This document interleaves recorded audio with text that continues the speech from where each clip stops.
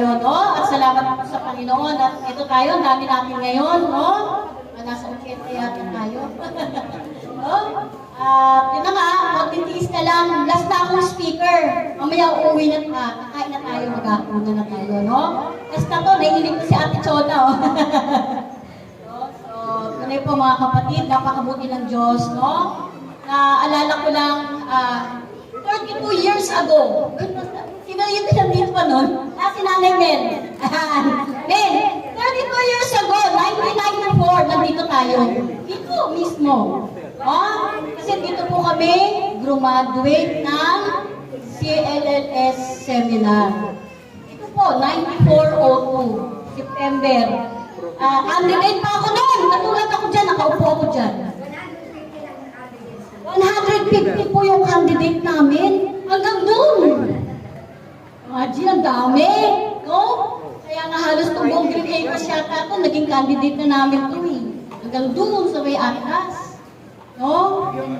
Kaya nga po, ang Set My Spirit Free po ay 36 years na po. Na mag-anniversary ngayon, no? Ngayong July.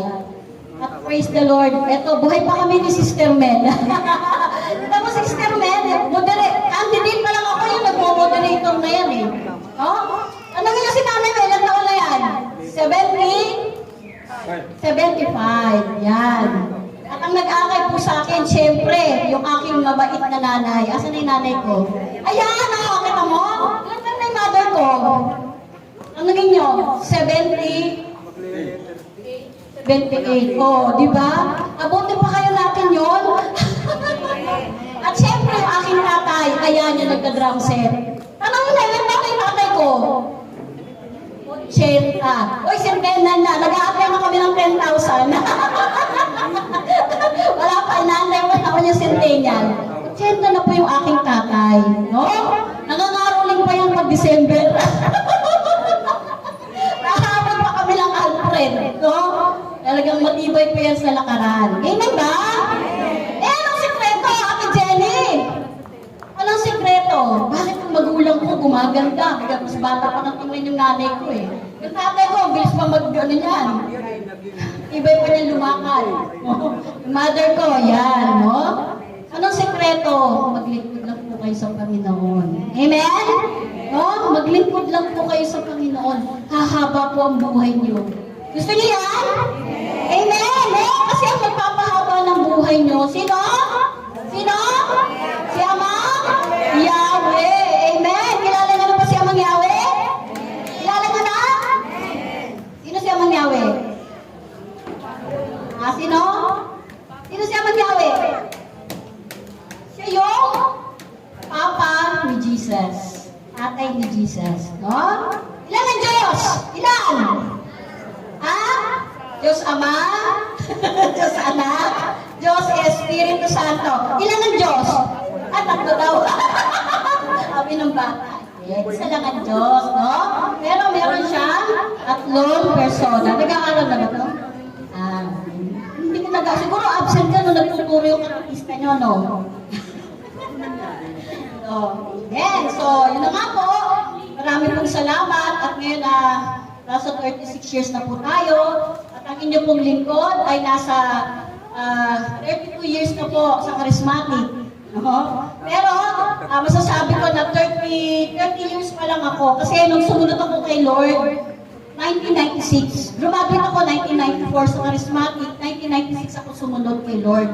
Kasi po, nung tinawag ako ni Lord, dati po doon, nung nanay ko pa lang yung umaagan dito, naggaganyan-ganyan sila, praise the Lord. Ako, papasok ako paggabi. Papasok po ako sa Valenzuela. Pinagtatawanan ko sila. Kasi bakit? Sayaw-sayaw silang ganyan eh. Nag-praise and worship sila. Yung pala, darating yung panahon, ako din yung nag-praise and worship. Kasi po, nung tinawag ako ni Lord, so 1994, graduate na ako noon. Pero, sumunod ako kay Lord after 2 years. Kasi, tinawag ako ni Lord. No? Dapat papasok na ako sa trabaho, dyan sa Valenzuela. Ano ako noon eh, 2 to 10. Pasok ako noon. Ang rent pa namin noon, noong 1990s, 90 pesos ang minimum. 90 pesos pa ang minimum. hindi pa uso yung ATM. Pero inabutan ko yung ATM na, kaya kahit paano marunong akong gumamit ng ATM. No? So yun nga po,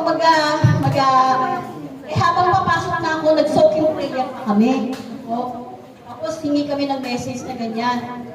So nag-prayer kami, syempre si Lord, hindi malayo, amen ba? Nasaan bang Diyos? Nasa langit, pero nasa ng Diyos? Nasa puso. Kasi nasa puso natin ang Holy Spirit. Kaya nung ako po yung kami nagpipray po kami, kasama ko yung mga kasister ko. Alam niyo, message sa akin, kasi ang Diyos pwede po tayong kausapin. Niniwala kayo? So doon po, kinausap po ako ng Diyos.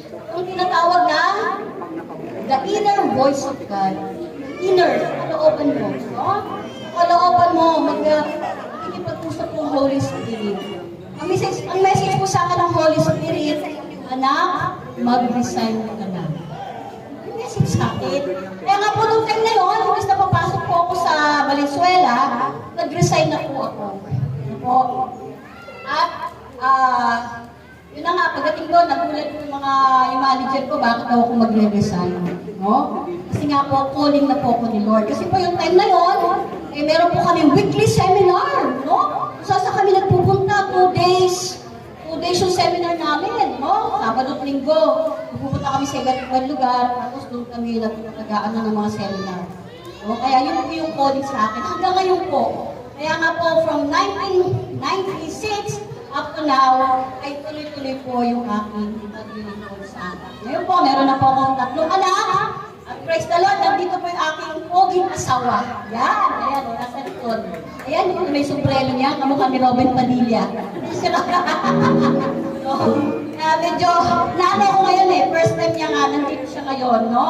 At ako'y nagpupurit na papasalamat sa Panginoon kasi yung asawa kong yan, kaya muntik na po siya kunin ni Lord. No, last May lang po, hirap po siya makahinga. No? Tinakbo po namin siya sa district. Naghihingalo na siya. Sabi niya, hindi na siya aabot. Alam niyo po, dami niyang sakit.